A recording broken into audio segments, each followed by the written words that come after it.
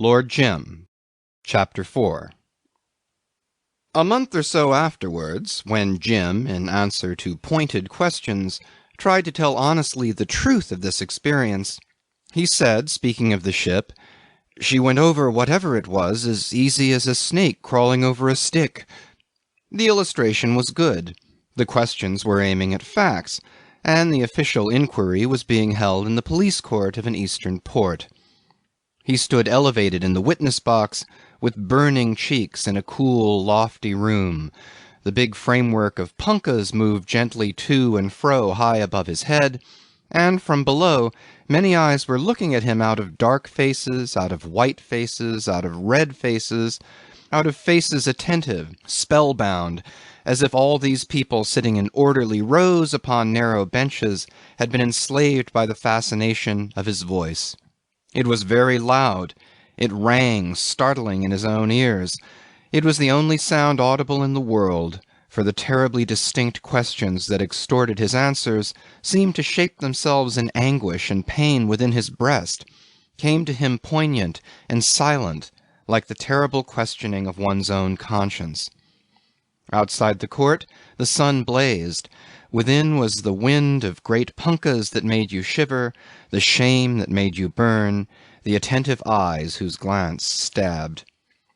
The face of the presiding magistrate, clean-shaved and impassible, looked at him deadly pale between the red faces of the two nautical assessors. The light of a broad window under the ceiling fell from above on the heads and shoulders of the three men, and they were fiercely distinct in the half-light of the big court-room where the audience seemed composed of staring shadows. They wanted facts. Facts! They demanded facts from him, as if facts could explain anything. "After you had concluded you had collided with something floating awash, say a water-logged wreck, you were ordered by your captain to go forward and ascertain if there was any damage done. Did you think it likely from the force of the blow?" asked the assessor sitting to the left. He had a thin horseshoe beard, salient cheekbones, and with both elbows on the desk clasped his rugged hands before his face, looking at Jim with thoughtful blue eyes.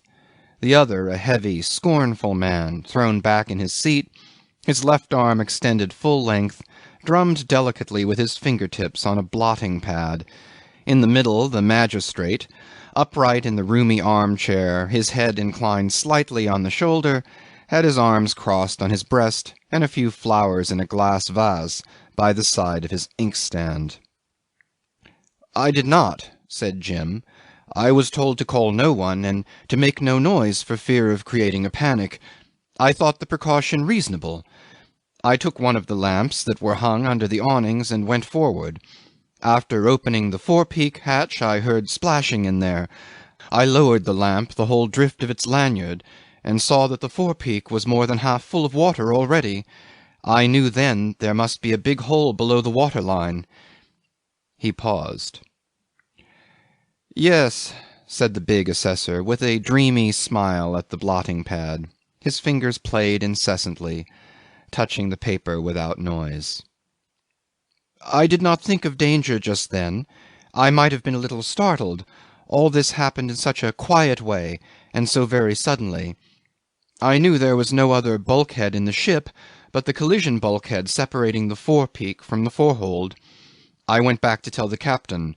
I came upon the second engineer getting up at the foot of the bridge ladder. He seemed dazed, and told me he thought his left arm was broken. He had slipped on the top step when getting down while I was forward.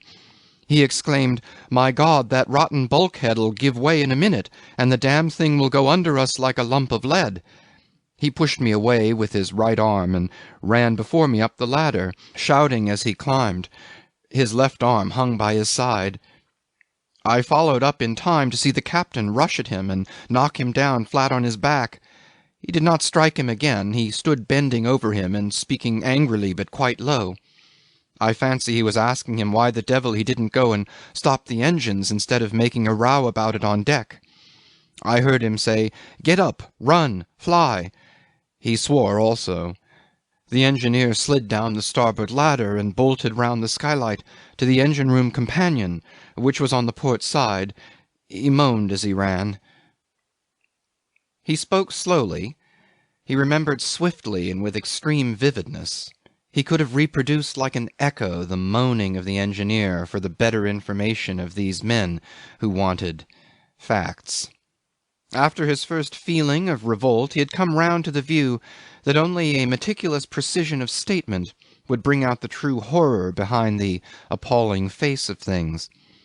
The facts those men were so eager to know had been visible, tangible, open to the senses, occupying their place in space and time, requiring for their existence a 1,400-ton steamer and 27 minutes by the watch. They made a whole that had features, shades of expression, a complicated aspect that could be remembered by the eye, and something else besides, something invisible, a directing spirit of perdition that dwelt within, like a malevolent soul in a detestable body. He was anxious to make this clear. This had not been a common affair. Everything in it had been of the utmost importance, and fortunately he remembered everything. He wanted to go on talking for truth's sake, perhaps for his own sake also. And while his utterance was deliberate, his mind positively flew round and round the serried circle of facts that had surged up all about him and cut him off from the rest of his kind. It was like a creature that, finding itself imprisoned within an enclosure of high stakes, dashes round and round, distracted in the night, trying to find a weak spot, a crevice, a place to scale, some opening through which it may squeeze itself and escape. This awful activity of mind made him hesitate at times in his speech. The captain kept on moving here and there on the bridge. He seemed calm enough, only he stumbled several times, and once, as I stood speaking to him, he walked right into me as though he had been stone blind. He made no definite answer to what I had to tell. He mumbled to himself. All I heard of it were a few words that sounded like confounded steam and infernal steam, something about steam. I thought... He was becoming irrelevant. A question to the point cut short his speech, like a pang of pain, and he felt extremely discouraged and weary. He was coming to that, and now, checked brutally, he had to answer by yes or no. He answered truthfully by a curt, "Yes, I did." And, fair of face, big of frame, with young, gloomy eyes, he held his shoulders upright above the box, while his soul writhed within him. He was made to answer another question so much to the point, and so useless, then waited again. His mouth was tastelessly dry, as though he had been eating dust, then salt and bitter, as after a drink of sea-water. He wiped his damp forehead, passed his tongue over his parched lips, felt a shiver run down his back. The big assessor had dropped his eyelids, and drummed on without a sound, careless and mournful. The eyes of the other above the sunburnt, clasped fingers seemed to glow with kindliness.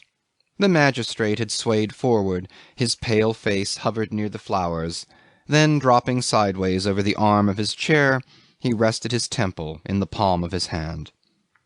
The wind of the punkahs eddied down on the heads, on the dark-faced natives wound about in voluminous draperies, on the Europeans sitting together very hot and in drill suits that seemed to fit them as close as their skins, and holding their round pith hats on their knees, while, gliding along the walls, the court peons, buttoned tight in long white coats, flitted rapidly to and fro, running on bare toes, red-sashed, red turban on head, as noiseless as ghosts, and on the alert like so many retrievers.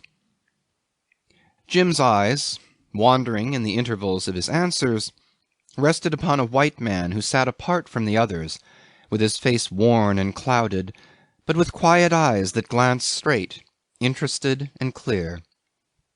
Jim answered another question, and was tempted to cry out, "What's the good of this? What's the good?" He tapped with his foot slightly, bit his lip, and looked away over the heads. He met the eyes of the white man. The glance directed at him was not the fascinated stare of the others. It was an act of intelligent volition.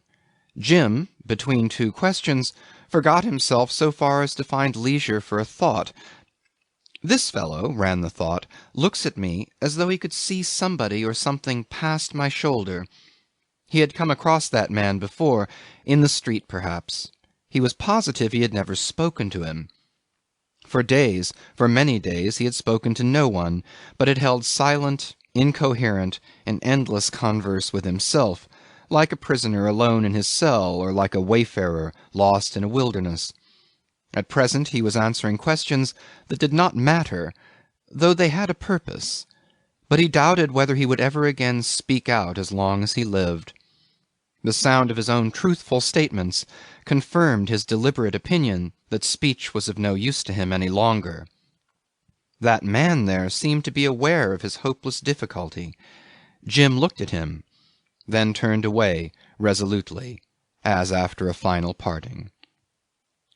And later on, many times, in distant parts of the world, Marlowe showed himself willing to remember Jim, to remember him at length, in detail, and audibly. Perhaps it would be after dinner, on a veranda draped in motionless foliage and crowned with flowers, in the deep dusk, speckled by fiery cigar ends. The elongated bulk of each cane chair harboured a silent listener. Now and then a small red glow would move abruptly and, expanding, light up the fingers of a languid hand, part of a face in profound repose, or flash a crimson gleam into a pair of pensive eyes, overshadowed by a fragment of an unruffled forehead.